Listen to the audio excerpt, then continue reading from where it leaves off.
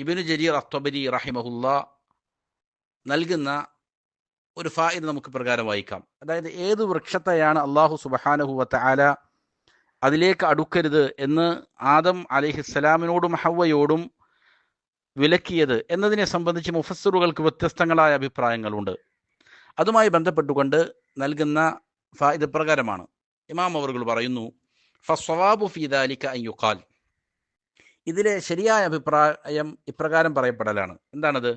ഇന്നല്ലാഹ ജല്ല സനാഉഹു നഹാ ആദമ വസൗജതഹു അൻ അക്ലി ഷജറത്തിൻ ബിഐനിഹ മിൻ അഷ്ജാരിൽ ജന്ന. സ്വർഗത്തിലെ വ്യത്യസ്തങ്ങളായ വൃക്ഷങ്ങളിൽ നിന്നും ഒരു പ്രത്യേക വൃക്ഷം, അതിനെ പ്രത്യേകം നിജപ്പെടുത്തപ്പെട്ടതായ ഒരു പ്രത്യേക വൃക്ഷം, അതിൽ നിന്ന് കഴിക്കുന്നതിനെ തൊട്ട് ആദമിനോടും ആദമിൻ്റെ പത്നിയോടും അള്ളാഹു സുബ്ഹാനഹു വതആല നിരോധനം ഏർപ്പെടുത്തി, വിലക്കേർപ്പെടുത്തി. ദൂന സായിരി അഷ്ജാരിഹ, അതിലുള്ള മറ്റുള്ള വൃക്ഷങ്ങളെ കൂടാതെ.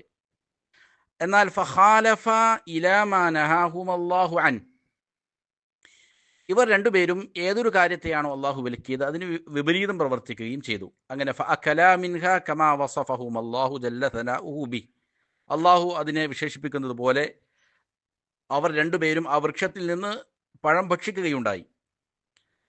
വലാ ഇൽമ ഇൻദനാ അയ്യു ഷജറത്തിൻ കാനത്ത് അലൽ തഅയീൻ, എന്നാൽ അത് ഏതു വൃക്ഷമാണ് എന്ന് നിജപ്പെടുത്തപ്പെട്ടതായ നിലയിൽ അതിനെക്കുറിച്ചൊരു അറിവ് നമ്മുടെ കയ്യിലില്ല.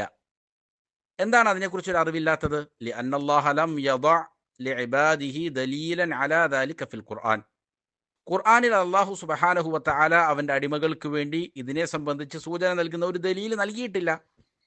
വലാ ഫിസ് സുന്നത്തി സ്വഹീഹ, സ്വഹീഹായ സുന്നത്തിലും അതിന് അല്ലാഹു സുബ്ഹാനഹു വതആല ഒരു തെളിവ് വച്ചിട്ടില്ല. ഫഅന്നാ യഅതി ദാലിക്, പിന്നെ എങ്ങനെയാണത് നമുക്ക് ലഭിക്കുക?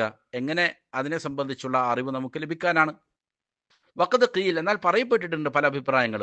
കാനത്ത് ഷജറത്തുൽ ബുരി, വഖീല കാനത്ത് ഷജറത്തുൽ ഇനബി, വഖീല കാനത്ത് ഷജറത്ത് തീൻ, അത് അത്തിമരമാണ്, അതല്ല മുന്തിരി മരമാണ്, അതല്ല ഗോതമ്പ് ചെടിയാണ്. ഇങ്ങനെ വ്യത്യസ്തങ്ങളായ അഭിപ്രായങ്ങൾ പറയപ്പെട്ടിട്ടുണ്ട്. വജായിസുൻ അൻ തക്വന വാഹിദത്തൻ മിൻഹ, ഇതിൽ ഏതെങ്കിലും ഒന്നാവുക എന്നുള്ളത് അനുവദനീയവുമാണ്, ചിലപ്പോൾ അതായിരിക്കാം. പക്ഷെ മനസ്സിലാക്കേണ്ട കാര്യം വദാലിക ഇൽമുൻ, അത് ഏതൊക്കെയാലും ഒരു ഇൽമാണത്.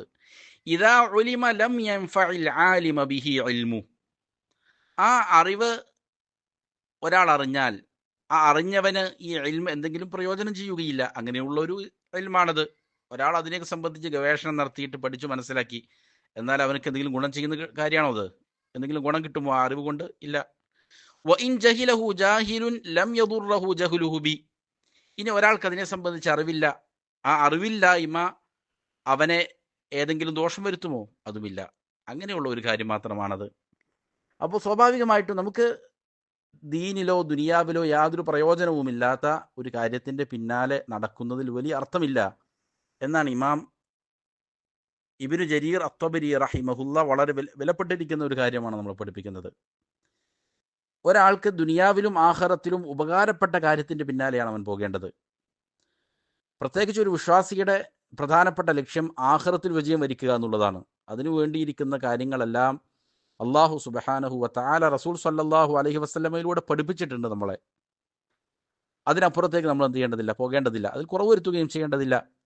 എന്നാൽ നമുക്ക് യാതൊരു നേട്ടവും നൽകാത്തതായ ഒരു കാര്യം, അതിനെക്കുറിച്ച് അറിഞ്ഞാൽ തന്നെ നമുക്ക് യാതൊരു നേട്ടവും ഇല്ല, ഇനി അറിഞ്ഞില്ലെങ്കിൽ അറിഞ്ഞില്ല എന്നുള്ളതിനാൽ നമുക്ക് ഒരു ദോഷവും വരാനില്ല, അങ്ങനെയുള്ള ഒരു ഇൽമ മാത്രമാണത്. അങ്ങനെയുള്ള കാര്യങ്ങളുടെ പിന്നാലെ സമയം ചെലവഴിക്കേണ്ടതില്ല എന്നുള്ള വളരെ പ്രധാനപ്പെട്ട ഒരു പാഠമാണ് ഈ ആയത്തിലൂടെ ഈ ഭാഗത്ത് ഇമാം ഇബ്നു ജരീർ അത്വബരി റഹിമഹുല്ല നമ്മെ പഠിപ്പിക്കുന്നത്.